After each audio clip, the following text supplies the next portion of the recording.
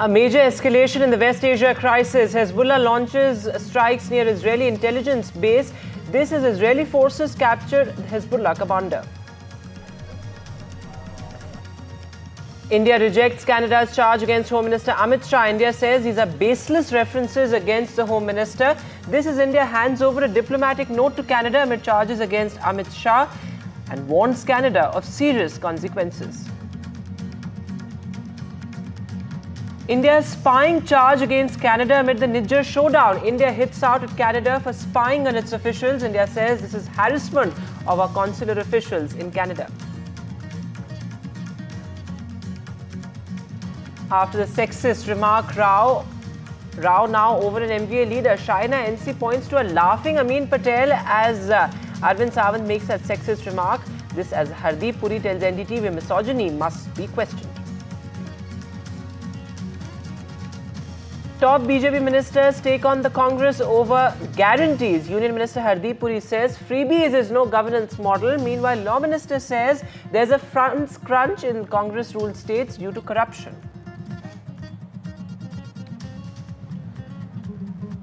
Two anti-terror encounters in Jammu and Kashmir. In Anantnag, 2 terrorists have been killed. Meanwhile, in Srinagar, top Lashkar commander has been killed as 4 cops have been injured in that anti-terror operation.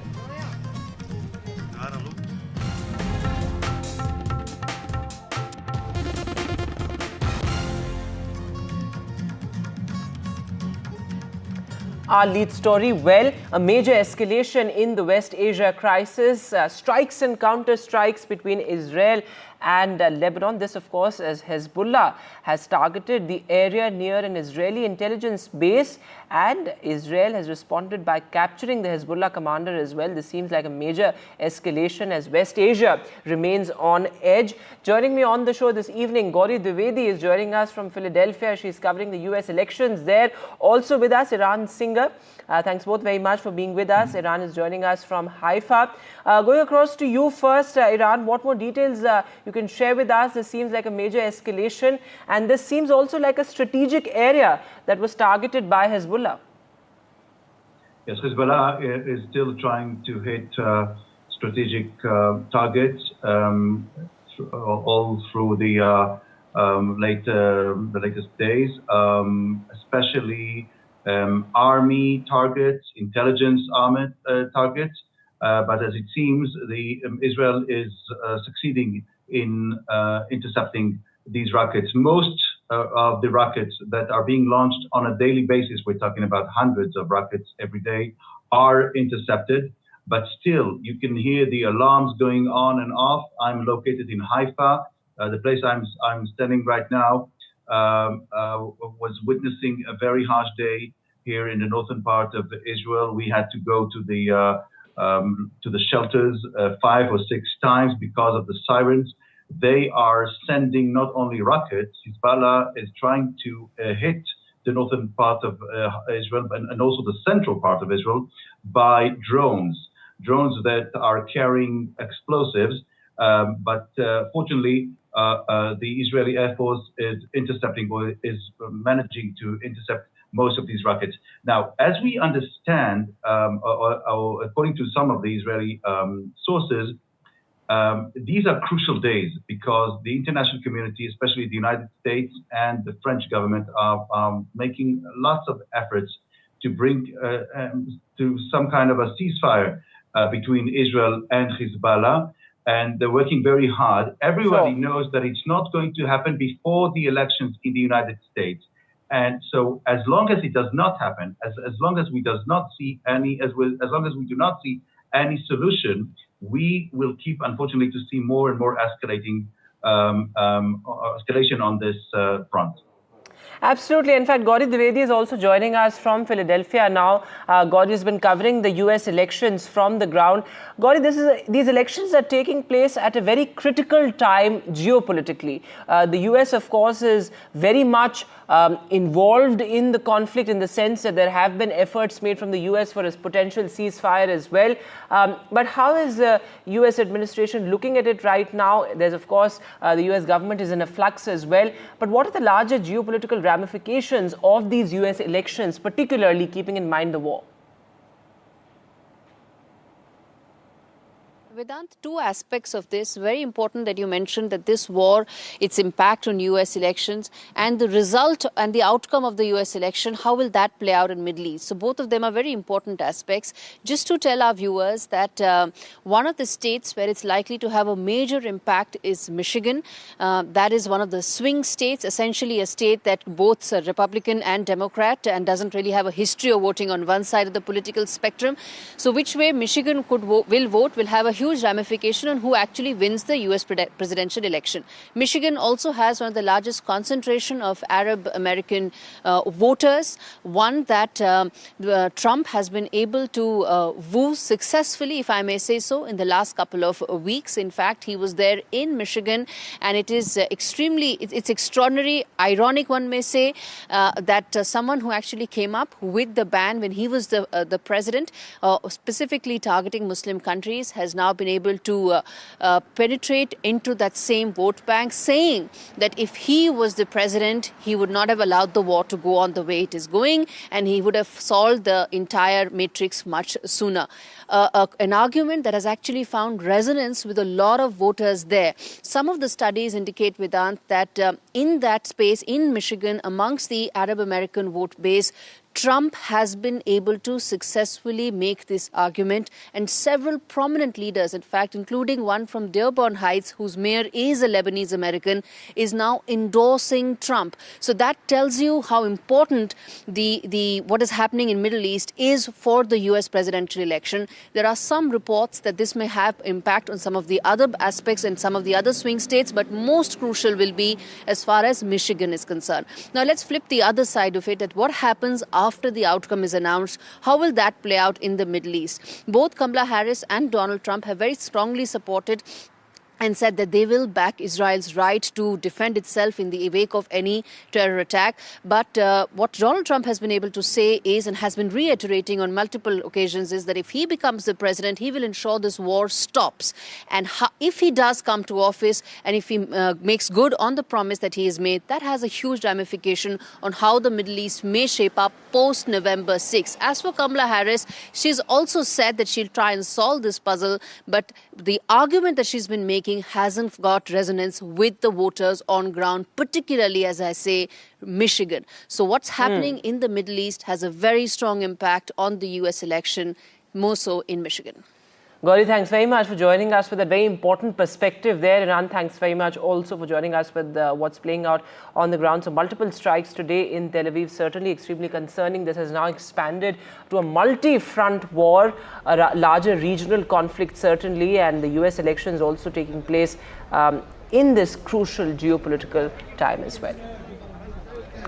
But moving now to the other big headline, well, in Maharashtra, the big political face-off over Arvind Savant's sexist remark. He has apologized after making that jibe at China NC. But the focus now is also on this particular MVA leader who was in that very frame. He was seen laughing while Arvind Savant made that misogynistic remark.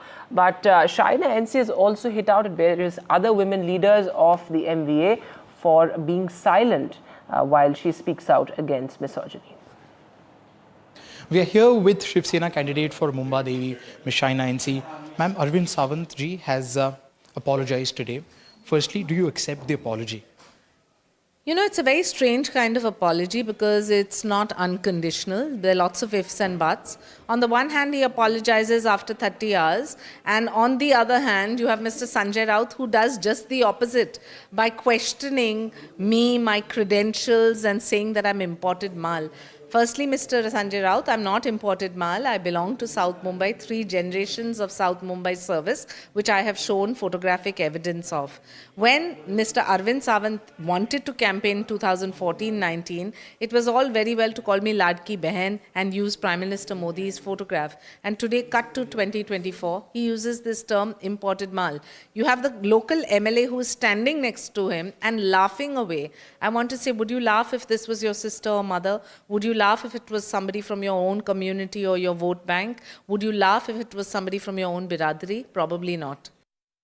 I think China NC did very well in questioning it. Somebody told me that he has apologized, but I think this needs to be pursued to the logical conclusion, and I'm sure that my sisters and daughters and our mothers in Maharashtra will give a absolutely befitting reply to this kind of misogyny.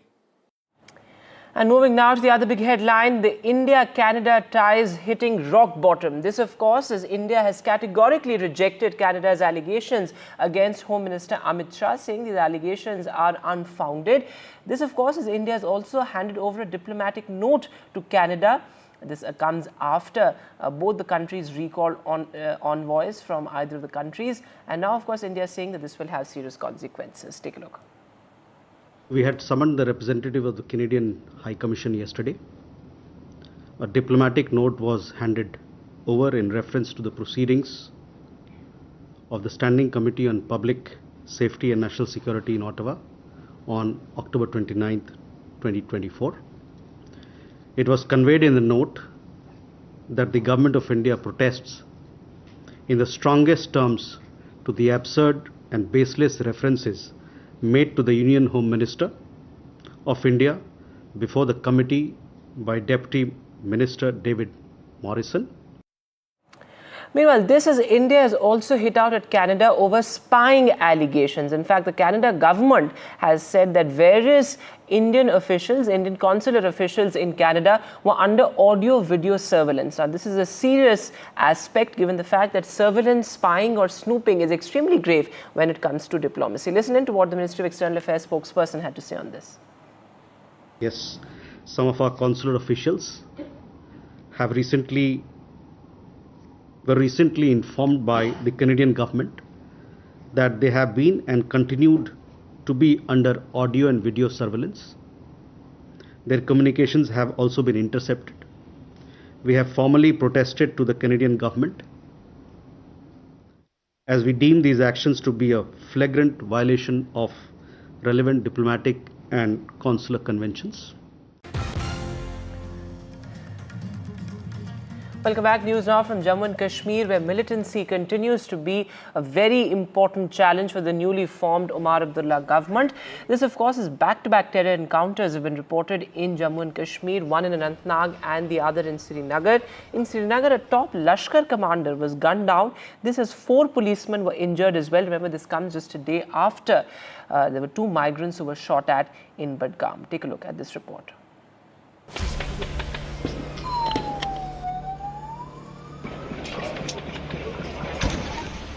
Back-to-back encounters in Jammu and Kashmir. As Srinagar woke up to a fierce gun battle at Khaniar neighborhood, where a foreign terrorist was killed after a 9-hour-long encounter. The house where the other terrorist was hiding was also destroyed during the anti-terror operation. 4 police personnel were also injured during the encounter after the hold-up terrorist lobbed a grenade. In Anantnag, a swift anti-terror operation led to the killing of 2 terrorists. As the region witnessed a spurt in terrorist-related incidents, Defence Minister Rajnath Singh said there has been no security lapse and the number of attacks has reduced. देखिए security lapses का प्रश्न नहीं है। ये तो आप जानते हैं कि पहले कितनी आतंकवादी वारदातें होती थी।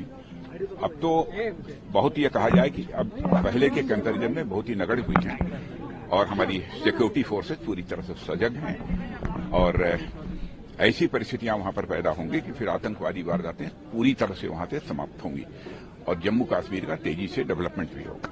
नहीं, देखो ऐसा ये नहीं कह सकते कि बहुत बढ़े हुए हैं, लेकिन जो भी हुए हैं इधर 1, 2, 3, 4 घटनाएं हुई हैं वो निश्चित रूप से दुर्भाग्यपूर्ण हैं और हमारी सिक्योरिटी फोर्सेस पूरी तरह से सजग हैं और उसका जवाब भी दे रही हैं। ऐसा नहीं है कि उसका जवाब नहीं दिया जा रहा है। बहुत सारे टेररिस्ट मारे भी गए। In the last 24 hours, there have been 4 terrorist incidents across 4 districts in the valley. In Budgam, 2 migrant workers from Uttar Pradesh, Sufia and Usman, were shot at and injured on Friday evening. And in Bandipora district, the army repulsed an attack on its camp. National Conference President Farooq Abdullah alleges a conspiracy behind the spike in attacks. He demanded an independent probe to ascertain if the attacks were an attempt to destabilize the Umar Abdullah government. हम इसे निपट लेंगे इंशाल्लाह। लोग इसके साथ नहीं है। इस बात में ये कहूँगा कि इस पर तहकीकात होनी चाहिए। हो कैसे रहा है? इसके बजाय कि इनको मारें, इनको पकड़ना चाहिए और पकड़ के हमें मालूम करना चाहिए कौन इनके पीछे। कोई ऐसी एजेंसी तो पीछे नहीं है जो उमर अब्दुल्ला को डिस्टेबलाइज करना चाहती है। The BJP says there is no need for a probe, as everyone knows that terrorists come from Pakistan. Doctor Farooq Abdullah साहब इस बात को जानते हैं, ये आतंकवाद, ये बम, बंदूक, पिस्तौल, गोलियां ये पाकिस्तान से आ रही हैं। पाकिस्तान के कब्जे वाले जम्मू कश्मीर में आतंकवादियों के ट्रेनिंग कैंप्स हैं। आईएसआई और पाकिस्तान की सेना आतंकवादियों को ट्रेनिंग दे रही है। ये जग जाहिर बात है। इसमें किस बात की छानबीन करनी है? इसमें कौन सी जांच पड़ताल है? Over the last 3 years, the Jammu region was increasingly high on the terrorist radar, witnessing a series of attacks on army and civilians. After the elected government took over just few weeks ago, it appears that the valley is back on the terror radar. With Nazir Masoodi, Bureau Report, NDTV. Meanwhile, the other big political headline, top BJP ministers now cornering the Congress over guarantees. This, of course, after Prime Minister Modi said that the Congress's fake promises now stand exposed. Mallikarjun Kharge, in fact, had cautioned various state units of the party to be careful and not go overboard, keeping in mind the state budget when it comes to guarantees.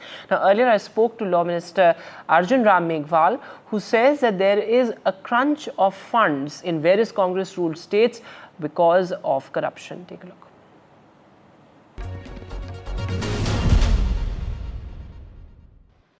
Sir, मेरा पहला सवाल आपसे यही है कि एक तरफ जहां बीजेपी कह रही है कि कांग्रेस पार्टी की ये जो तमाम गारंटीज हैं ये फेक प्रोमिसेस हैं और ये कांग्रेस जब भी प्रॉमिस करती है ऐसा कुछ उसको फुलफिल नहीं कर पाती, लेकिन दूसरी तरफ आप ये देखें कि ये सारी ही पार्टियां गिल्टी हैं। बीजेपी में ने भी कहीं ना कहीं ये जो वेलफेयर पॉलिटिक्स है उसको बढ़ावा दिया है, चाहे वो महाराष्ट्र में हो, आप लाडकी बहन की बात कर लीजिए, चाहे वो मध्य प्रदेश में हो, तमाम जगह बीजेपी भी इन्हीं फ्रीबीज को प्रोपगेट कर रही है। तो इस क्रिटिसिज्म पर आपका क्या रिस्पॉन्स होगा?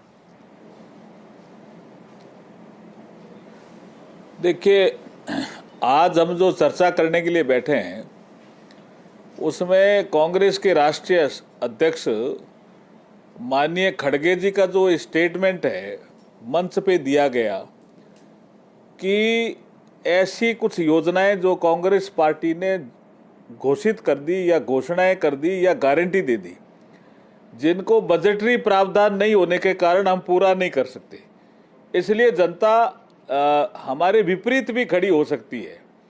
ये जो कबूलनामा किया है मल्लिकार्जुन खड़गे साहब ने, उस पे चर्चा के लिए बैठे हैं। और जो अगर बजटरी प्रावधान करके और जिसका फिजिकल मैनेजमेंट ठीक करके कोई आदमी अगर योजना लाते हैं, कोई भी सरकार लाती है, तो वो तो अच्छी बात है, वो तो स्वागत योग्य है। लेकिन आप घोषणा कर देते हो और पूरा नहीं कर पाते हो और बजटरी प्रावधान नहीं है, उसको कांग्रेस पार्टी के राष्ट्रीय अध्यक्ष ने कांग्रेस के नेताओं को चेताया है कि भाई ये भ्रम फैलता है, इससे कांग्रेस को नुकसान होता है। ये चर्चा का विषय है आज। इस पर एक सवाल ये भी उठ सकता है मेघवाल जी कि कई स्टेट गवर्नमेंट्स ने ये बात कही है, चाहे बंगाल गवर्नमेंट हो, यहाँ दिल्ली में भी आम आदमी पार्टी गवर्नमेंट ने ये बात कही है, साउथ की कई गवर्नमेंट्स ने, केरला गवर्नमेंट ने ये बात कही है कि जो स्टेट के लिए फंड्स हैं वो सेंटर रिलीज नहीं करती और एक फिस्कल कोऑपरेशन नहीं है सेंटर और स्टेट के बीच में। इस वजह से जो ऑपोजिशन रूल स्टेट्स हैं वो सफर करते हैं।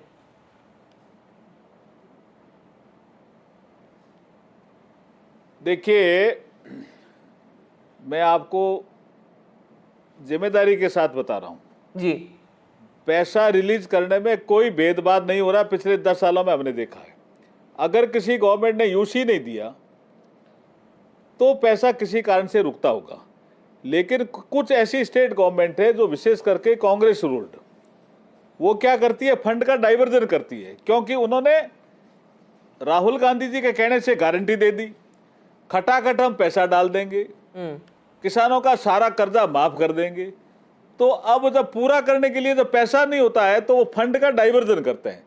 जो फंड का डाइवर्जन करते हैं तो वो यूसी नहीं दे पाते हैं, यूटिलाइजेशन सर्टिफिकेट। इसलिए अपोजिशन रूल्ड, जिसमें कांग्रेस रूल्ड स्टेट है, उसमें ज्यादा प्रॉब्लम आती है।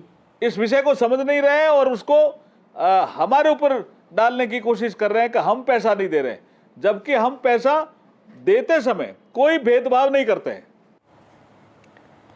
And finally, Bollywood's Badshah Shah Rukh Khan celebrated his 59th birthday in true Bazigar style, spending the day with his fans at an event.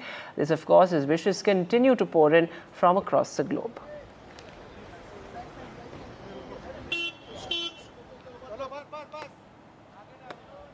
अंदर क्या क्या हुआ, पिछले ग्रुप ने हमें सब कुछ बताया, इनसे पूछते हैं इनका एक्सपीरियंस कैसा रहा। तो आप मुझे बताइए सबसे पहले कि क्या धमाल अंदर हुआ है। अंदर बहुत बहुत हद से ज्यादा धमाल हुआ है। शाहरुख खान सर आए, उन्होंने केक कटिंग किया, एडमिन ग्रुप जो है उन लोगों के क्वेश्चंस हुए, शाहरुख खान ने अपने एक्सपीरियंसेस बताए, साथ में केक कटिंग के बाद पर्सनल फोटोग्राफ्स भी हुए, ग्रुप फोटोग्राफ्स हुए, तो उसके बाद एक अलग ही मजा आ गया। सबसे इंटरेस्टिंग सवाल क्या पूछा है अंदर किसी ने कि अगर आपके 3 बच्चों में से 3 बच्चे की किसी की लड़ाई हो जाए तो आप किसकी साइड लोगे। ऐसा किसी भी जवाब दिया उन्होंने। वो बोले कि ऐसा हो ही ना कि किसी लड़के की या हमारे बच्चों की लड़ाई हो, फिर भी होगी तो मैं सुहाना की साइड लूंगा बोले। ओके, आप मुझे बताइए कि अंदर ऐसा कौन सा मोमेंट था जिसमें आप भाव विभोर हो गए, आप इमोशनल हो गए। जब उन्होंने उनके पेरेंट्स के बारे में बोला। पेरेंट्स के बारे में क्या हाँ, बोला? वो जब उनको फर्स्ट अवार्ड मिला था ना, तो उन्होंने जब बोले थे कि मेरे मम्मा ने ये बोला था क्या मुझे अवार्ड मिलेगा, और वो मुझे मिला था, तो जब मैंने ये बात किया तो आपका जो पूरा गैंग है ये कहाँ से आया है? तो हम लोग पुणे से आए हैं। हमारे फैन क्लब को 15 साल हो गए। SRK पुणे फैन क्लब का नाम है। यूनिवर्स है आप या SRK? नहीं, हम SRK फैन क्लब पुणे है, इंडिपेंडेंट फैन क्लब है। हम कोई फैन क्लब के साथ एसोसिएटेड नहीं है। तो हम आते हैं, 15 साल हो गए हमारे फैन क्लब को। तो काफ़ी अच्छा लगा किंग खान से मिलके, क्योंकि मन्नत के पास हम आए थे बट वो इस बार नहीं आ पाए सिक्योरिटी रीजंस की वजह से, बट यहाँ पर देखकर हमारे दिल की तमन्ना पूरी हो गई। So, well, what better way of celebrating your birthday than with your fans? Well, that's all the time that we have on the show. Thanks so much for watching. Goodbye.